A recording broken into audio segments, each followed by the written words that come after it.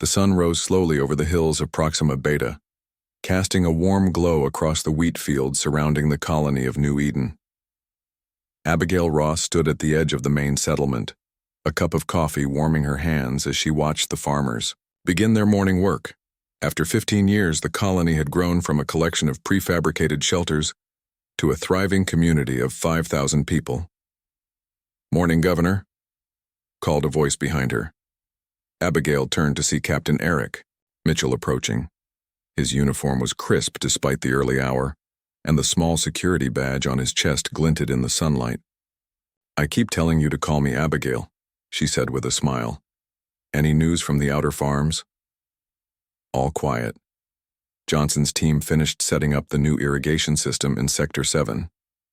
Mitchell fell into step beside her as they walked toward the administration building.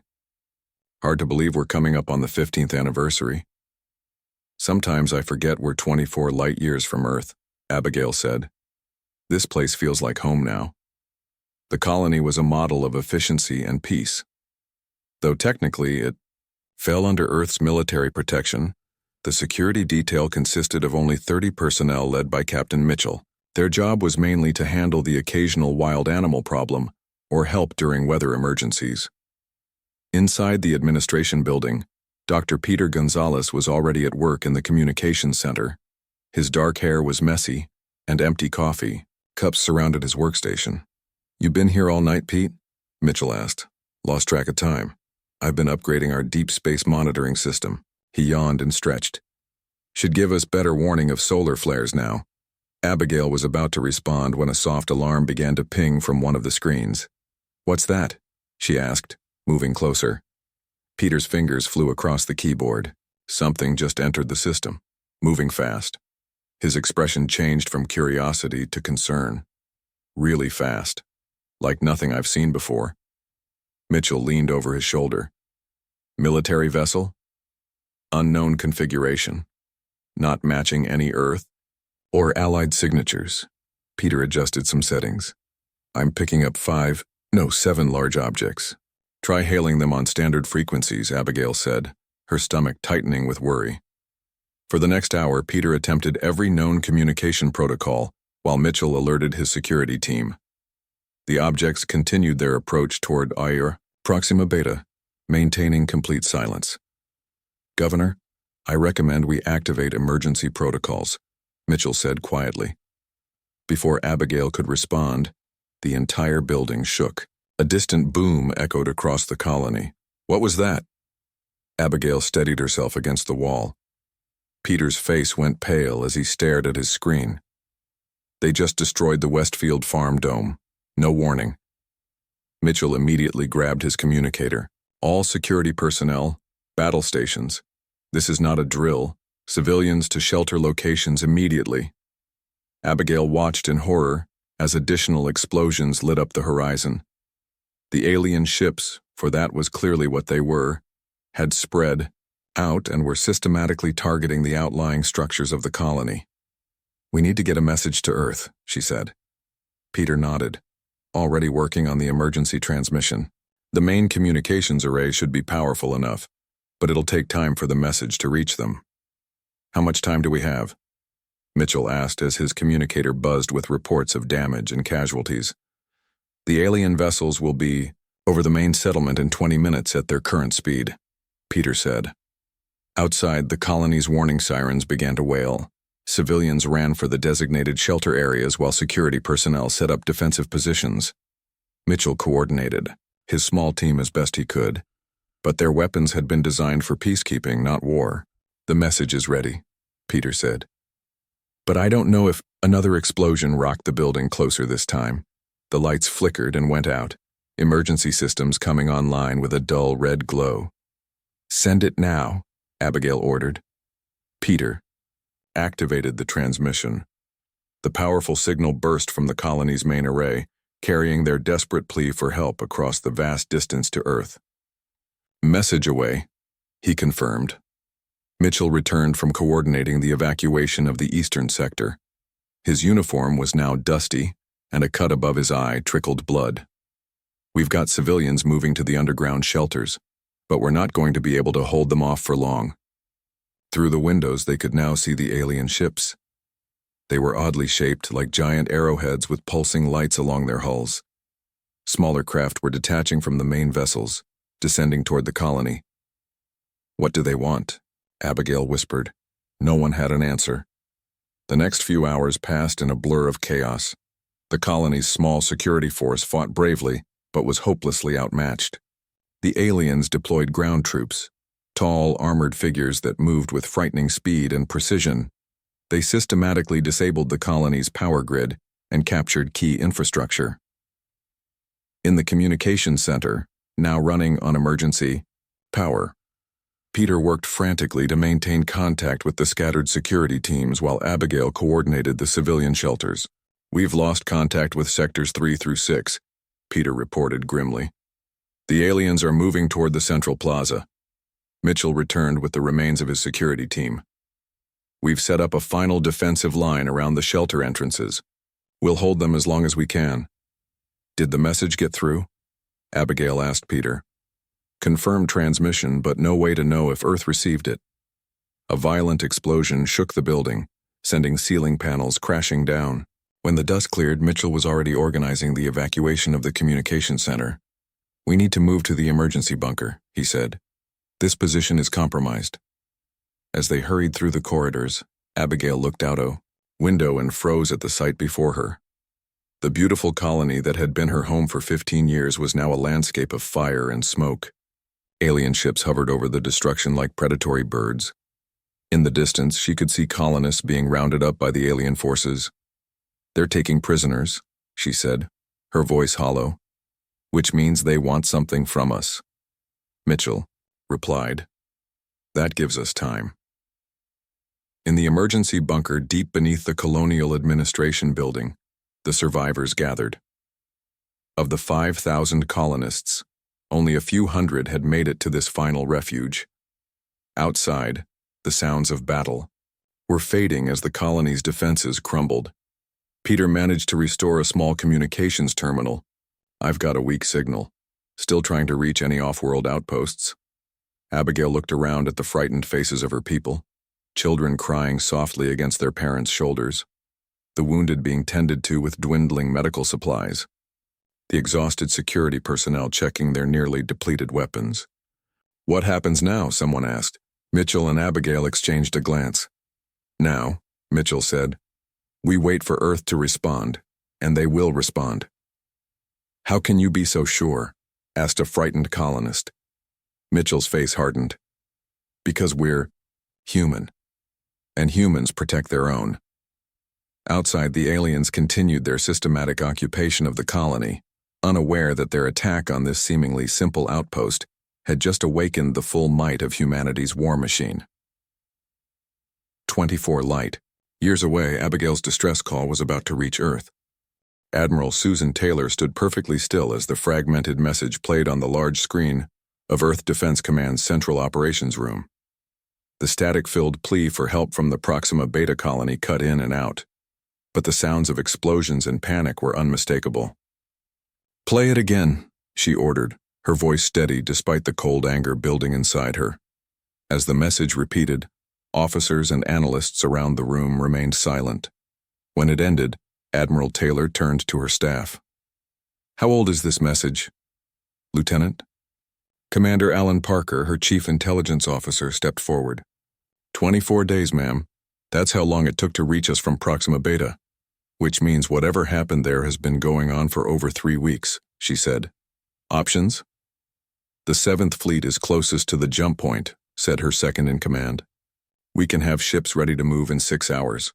Admiral Taylor nodded. "Make it 4, and get me the Defense Secretary."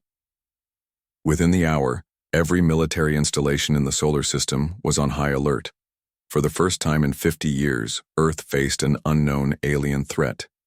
In orbit above Mars, the massive shipyards that had been operating at minimal capacity suddenly surged with activity. Mothballed warships were quickly reactivated and prepared for service.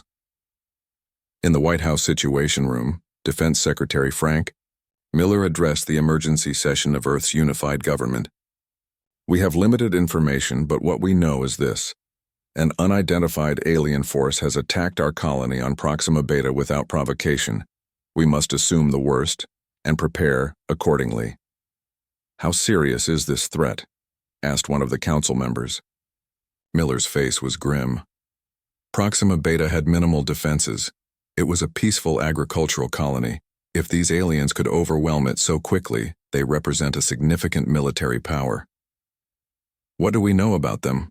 Another counselor asked. Almost nothing, Miller admitted. That's why the first response must include both military and intelligence resources. The vote was unanimous. For the first time since its creation, the full might of Earth's military-industrial complex would be unleashed. On the orbital station above Earth, Captain Olivia Wright received her orders directly from Admiral Taylor. Her ship, the USS Defender, would be the first to respond. Your mission is reconnaissance, Captain, the Admiral explained. Get to Proxima Beta, assess the situation and report back before the main fleet arrives. Captain Wright studied the mission details on her tablet. We'll need to approach with extreme caution. If these aliens have control of the colony's defense systems, they'll see us coming. That's why I chose the Defender, Admiral Taylor said. Your stealth systems are the best in the fleet. The Defender was a marvel of human engineering. Though relatively small compared to the main battleships, it was equipped with the most advanced cloaking technology ever developed. Its crew of 100 was handpicked from the best officers in the service. 12 hours later, the sleek vessel slipped away from its docking station and headed toward the jump point near Neptune's orbit. From there, it would make the faster-than-light jump to the Proxima system. Captain Wright gathered her senior officers in the ship's briefing room. We know very little about what we're facing, she told them. Our priority is to gather intelligence without being detected. We need to learn the enemy's capabilities, numbers, and intentions. Her tactical officer, Lieutenant Ben Foster, asked, What about survivors? The colony had 5,000 people. If there are survivors, we'll locate them, Wright replied. But we cannot engage the enemy unless absolutely necessary. The main fleet is 3 days behind us. The ship's AI displayed the layout of the Proxima Beta colony on the main screen. Our approach will take us behind the system's outer planets. From there, we'll use passive sensors only.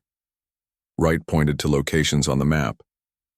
We'll deploy stealth drones to get visual confirmation of the situation on the ground. 3 days. Later, the Defender emerged from its jump on the far side of the Proxima system. The ship immediately activated its stealth systems and began a slow, careful approach toward the colony planet.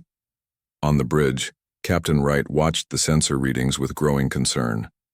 Multiple large vessels in orbit, reported her sensor officer. Configuration unknown. Get me visual, Wright ordered. The main screen showed 7 large ships unlike anything in Earth's records. They were angular and dark, with strange protrusions that might be weapons or sensors. Are they detecting us? Wright asked. Negative, Captain. Our stealth systems are holding. As the Defender moved closer to the planet, they deployed their reconnaissance drones. The images they sent back turned the mood on the bridge from tense to somber, where the thriving colony of New Eden had once stood. Much of it was now in ruins. The central administration building had been partially destroyed. Many of the agricultural domes were shattered. The aliens had established what appeared to be processing centers in several locations. They're keeping the colonists alive, Lieutenant Foster noted as they watched footage of humans being marched between buildings. As prisoners or slaves, Wright said grimly. Magnify that section. The image zoomed in on a group of aliens supervising the human captives. They were tall, with an almost insect-like appearance. Their bodies were covered in what might be natural armor or technological suits. Send all this back to Admiral Taylor, Wright ordered, and continue surveillance. I want to know every detail about their operations before the fleet arrives. For the next 24 hours, the Defender's drones mapped the alien presence across the colony. They identified prison camps, landing zones, and what appeared to be mining operations in the hills beyond the settlement. In one area, they discovered something unexpected, signs of resistance. A small group of colony security personnel had escaped the initial attack and were hiding in the forest, occasionally striking against alien patrols. They're still fighting, Wright said with admiration as she reviewed the footage. Lieutenant Commander Garcia, her communications officer, approached with news. "Captain, we've detected a weak signal from the surface. It's using one of our emergency frequencies. Can you isolate it? Working on it now." Minutes later, they heard a scratchy voice. "This is Captain Eric Mitchell of Proxima Beta Security. Any Earth forces, please respond." Wright looked at her officers, then nodded. "Send a tight beam response. Let them know help is coming." As the Defender maintained its hidden position, the main Earth fleet was preparing to jump. 50 warships, led by Admiral Taylor's flagship, were armed with weapons that hadn't been used in generations. Thousands of Marines prepared for ground assault. Scientists and engineers worked around the clock to analyze the limited data on the alien technology. In her quarters, Captain Wright recorded her report to Admiral Taylor. The aliens appear to be using the colony for resource extraction. They've enslaved the survivors but don't seem interested in killing them. Their technology is advanced, but preliminary analysis suggests our weapons may be effective against their defenses. Most importantly, they seem completely unaware that a response is coming. She paused, then added, "They attacked what they thought was a simple farming colony. They have no idea what they've awakened." Lieutenant Zach Nelson crouched behind the remains of a collapsed storage building on the edge of what used to be New Eden's main settlement. His Special Forces team of 6 soldiers had made planetfall 3 hours earlier, dropped from the USSE, Defender and stealth pods designed to evade alien detection. "Movement at 2 o'clock, whispered Sergeant Kim Rivera, the team's scout. Through her advanced scope, she tracked an alien patrol moving along the perimeter fence of a labor camp. "How many?" Nelson asked. 4.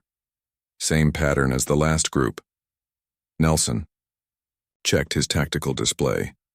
The alien guards moved with machine-like precision, following the exact same route at precisely timed intervals. This made them predictable, which was good for his team's mission.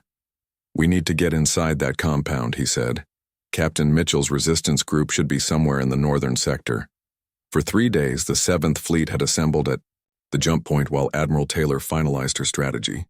The first phase called for special forces to infiltrate the colony and connect with any organized resistance. Lieutenant Nelson's team was the tip of the spear. As darkness fell over the ruined colony, Nelson led his team toward the labor camp's blind spot they had identified. The aliens relied heavily on technology for security, but seemed to lack the human instinct for covering all angles. "Ready with the scrambler," Nelson ordered. Private Sam Wilson removed a small device from his pack and activated it. The device emitted a targeted pulse designed to disrupt the alien sensor grid for exactly 45 seconds, just enough time for the team to cut through the fence and slip inside. "Go, go, go," Nelson whispered as the alien security lights flickered. The team moved swiftly through the opening and into the shadows between rows of prefabricated shelters where colonists were housed. From inside, they could hear the sounds of exhausted humans settling down after a day of forced labor. "Life signs ahead," Sergeant Rivera reported, checking her scanner. "One of them matches the profile we're looking for." They approached a shelter that appeared slightly different from the others. 2 team members took up defensive positions while Nelson and Rivera prepared to make contact. Nelson tapped a coded sequence on the shelter door, an old Earth military pattern that Captain Mitchell would recognize. After a moment of silence, an answering tap came from inside. The door cracked open and a woman's face appeared. She held a makeshift weapon, a sharpened piece of metal, ready to strike. "Earth Defense Command," Nelson said quietly, showing his insignia. "We're looking for Captain Mitchell." The woman's eyes widened. "You came," she whispered, lowering her weapon. "You actually came." She opened the door further, revealing a cramped space where several people huddled around a small power cell. One man stepped forward. His face was gaunt with a healing scar across his cheek, but his eyes were alert and determined. "Captain Eric Mitchell," he said. "Never thought I'd be so happy to see a lieutenant in my life." Inside the shelter, Lisa Howard, the woman who had answered the door, explained that she had been a security officer before the invasion. She and Mitchell had managed to organize a small resistance network among the prisoners. "We have about 30 people we can trust," Mitchell said. been sabotaging their equipment when we can, gathering intelligence and looking for weaknesses. Nelson shared the fleet's plans. Admiral Taylor is preparing a counterattack, but we need more information about their capabilities. Our scans can only tell us so much. Mitchell nodded. We've learned a few things. These aliens, they call themselves the Vraxians, they're overconfident. They think we're just a small outpost with no military significance. That works in our favor, Nelson said. Lisa added, they've been interrogating Governor Ross and our scientists, trying to learn about Earth, but they don't understand distances or scale. When told how far away Earth is, they assumed it must be a minor colony world itself. Where are they keeping the governor? Nelson asked. Command center. The old administration building, Mitchell replied. But that's not our priority target. He unfolded a crude map drawn on a piece of fabric. They've set up their main communications array here, on the North Ridge. It's how they're staying in contact with their fleet. Nelson studied the map. If we take out that array, they can't call for reinforcements, Lisa finished.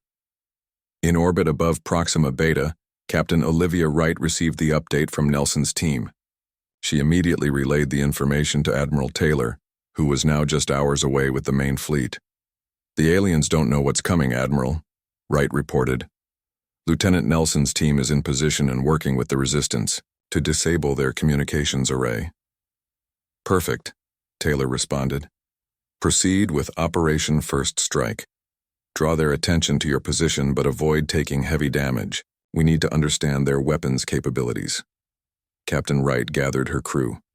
We're going to engage a patrol group of Vraxian vessels. Our goal is to test their defenses and response time, then withdraw before they can bring their full force to bear. The USS Defender decloaked near one of the smaller alien patrol groups, 3 ships maintaining a standard orbit. Before the Vraxians could react, the Defender fired a precision volley that disabled the engines of the lead vessel. The alien ships responded with energy weapons that glanced off the Defender's shields.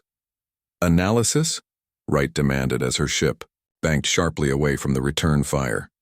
Their weapons are powerful but slower to target than ours, reported her tactical officer.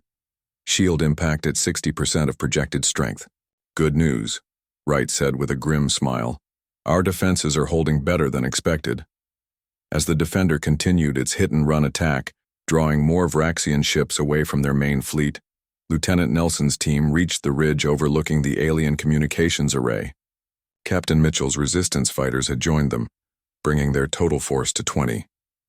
Those guards changed shift in 3 minutes, Lisa Howard said, checking her stolen alien timepiece. That's our window. Nelson nodded to his demolition expert.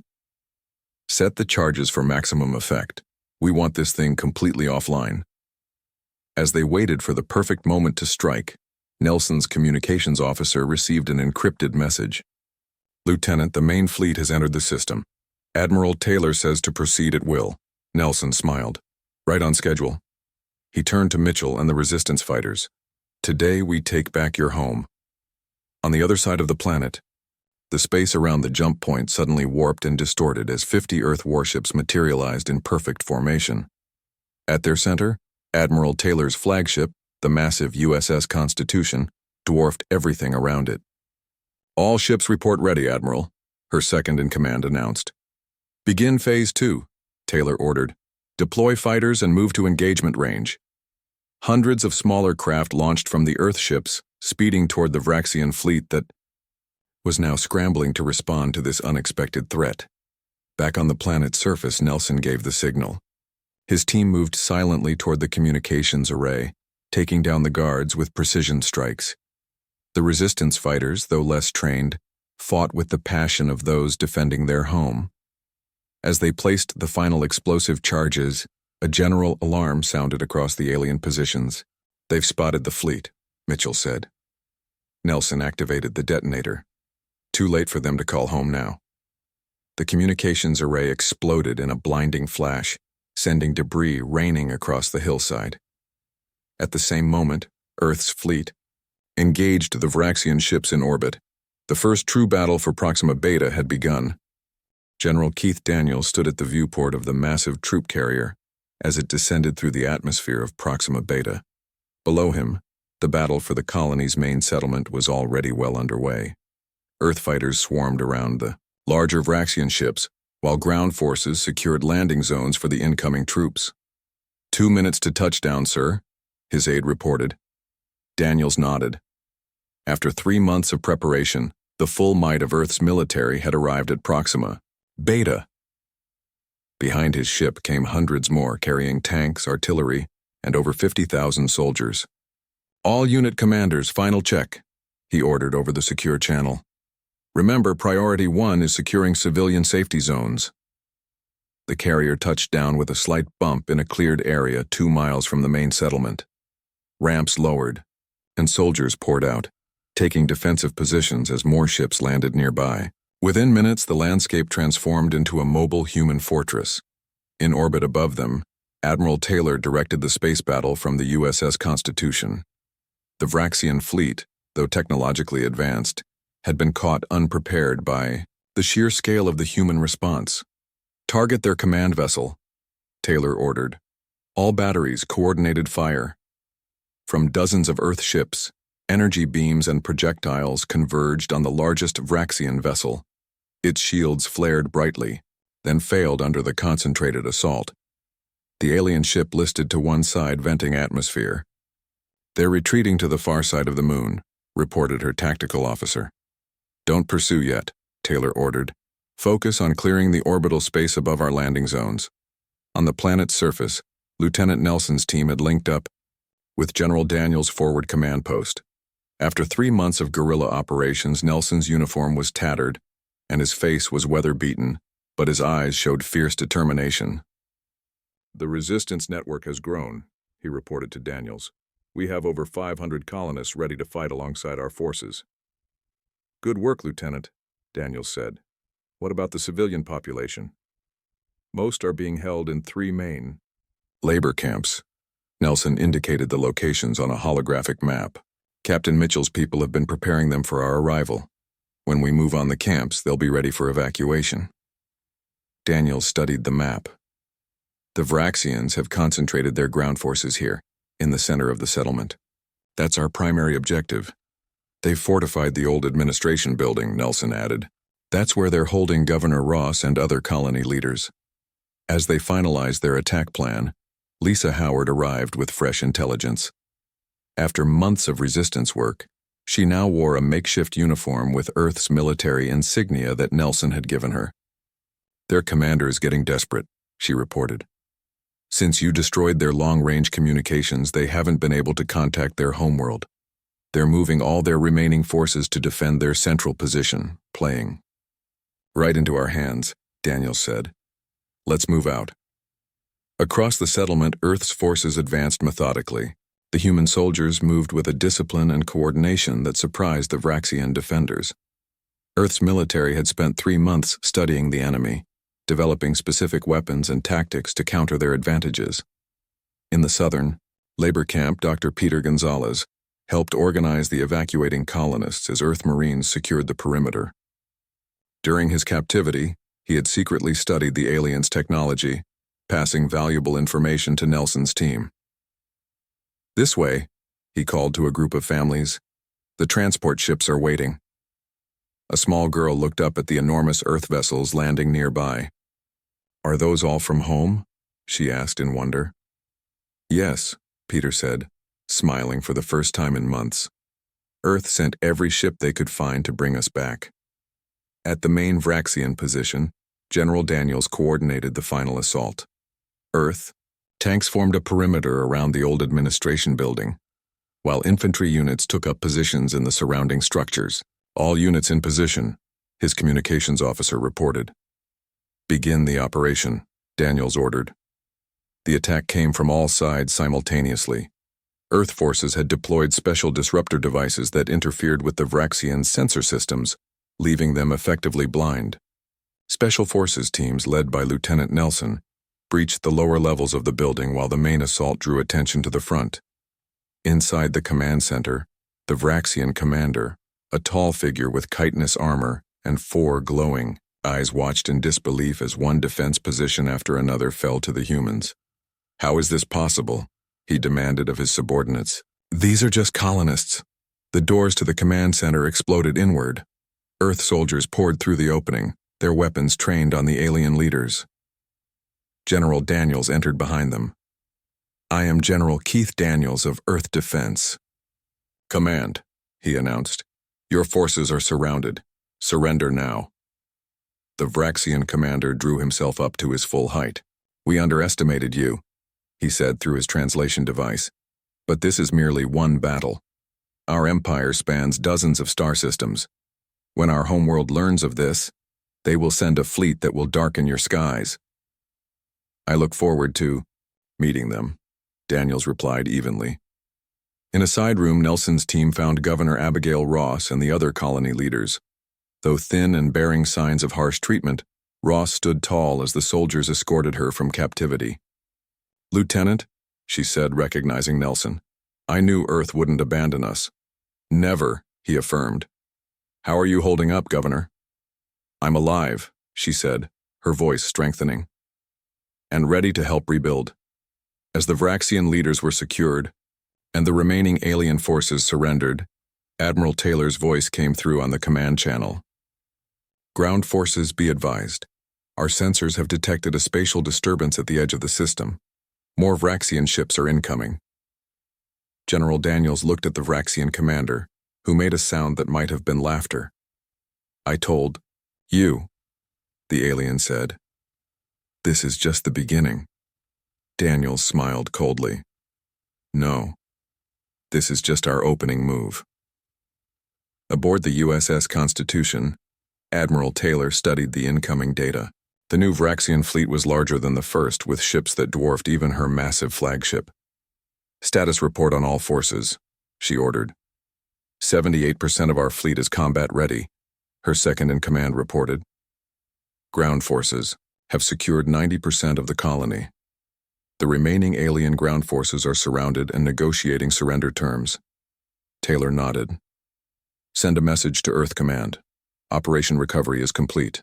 Now beginning Operation First Contact. Her communications officer looked surprised. First contact, ma'am? But we've been fighting them for months. That wasn't proper contact, Taylor said. That was pest control. Now we introduce ourselves formally to their leadership. On her command screen, the approaching Vraxian fleet appeared as dozens of red markers. Behind her own forces, represented by blue symbols, a new set of green markers began to appear as more Earthships emerged from the jump point. The reinforcement fleet was 3 times the size of her own, with ships that had never been seen in combat before. Earth had awakened, its full war machine, and it was still just warming up. The massive view screen in the conference room of the USS Constitution displayed the approaching Vraxian armada. At the head of the long table, Admiral Susan Taylor studied the alien fleet with calm intensity. Seated around her were the key figures who had fought to reclaim Proxima Beta: General Keith Daniels, Captain Olivia Wright, Lieutenant Zach Nelson, and Governor Abigail Ross. Their lead vessel is hailing us, reported the communications officer. Open a channel, Taylor ordered.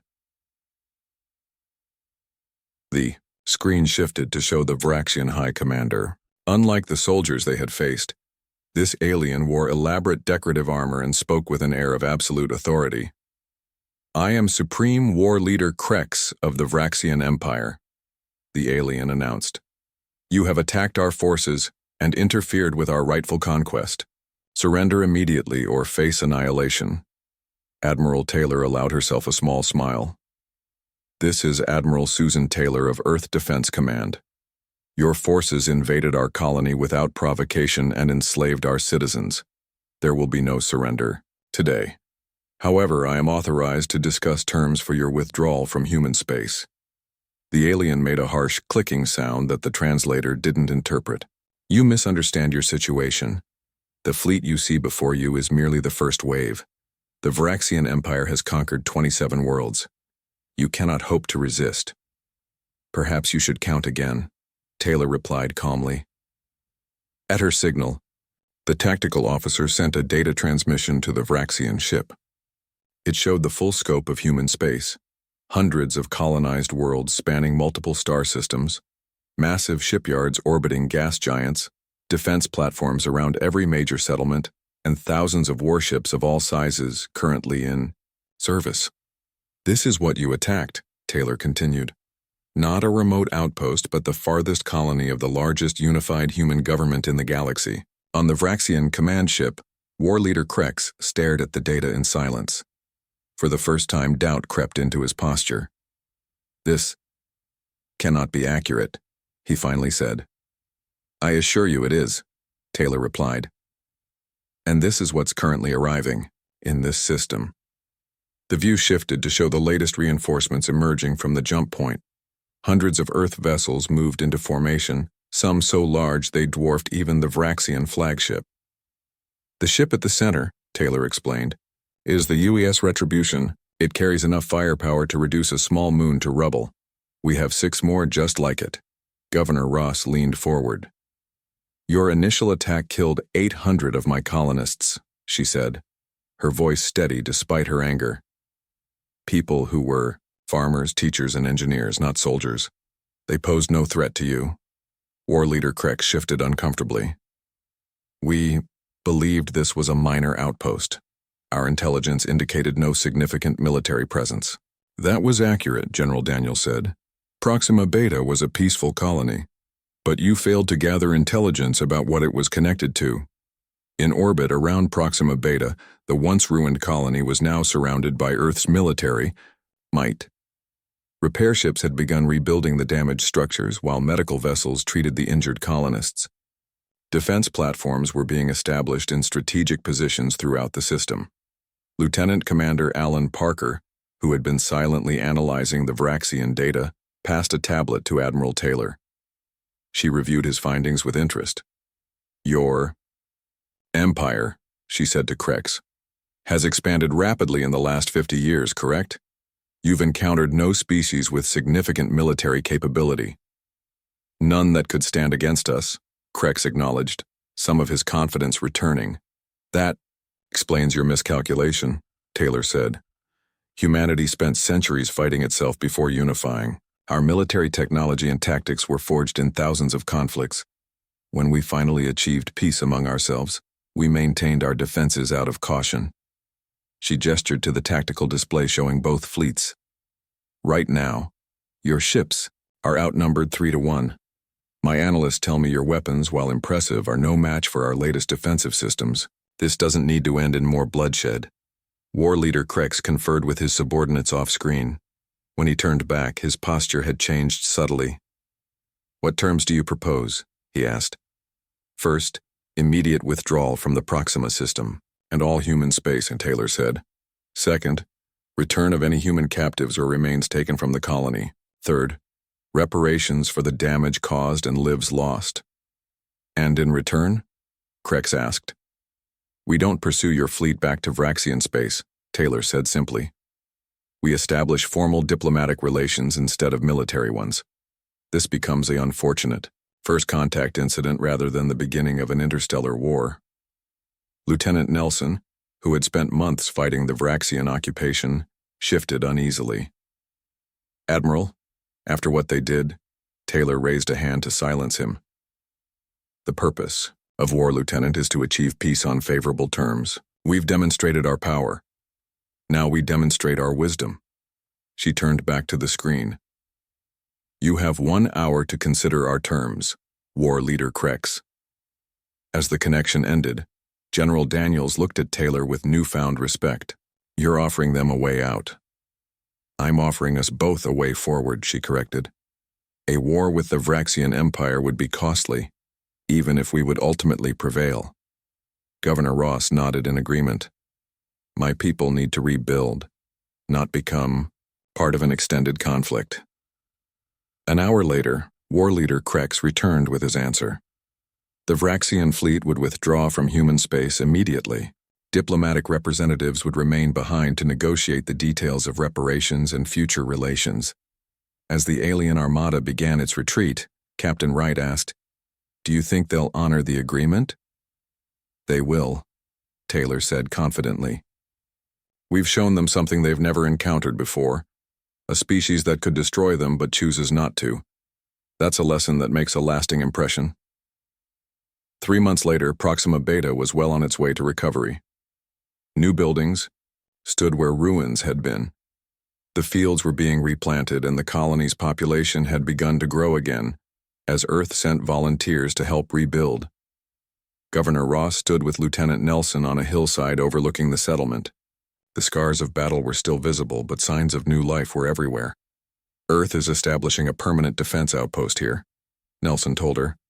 I've been assigned as the military liaison. Good, Ross said, though I hope you won't have much to do in that capacity. The Vraxians have been keeping their distance, Nelson agreed. Word of what happened here has spread to other species in this sector. Turns out, news of humanity's response has been quite the deterrent. In the distance, construction crews were completing a new structure at the center of the colony. Unlike the utilitarian buildings around it, this one was designed as a memorial. We lost good people, Ross said quietly. Yes, Nelson agreed. But their sacrifice taught the galaxy an important lesson. What's that? She asked. Nelson looked up as Earth ships patrolled the skies above them. Never mistake kindness for weakness, and never ever attack a human colony without knowing what stands behind it.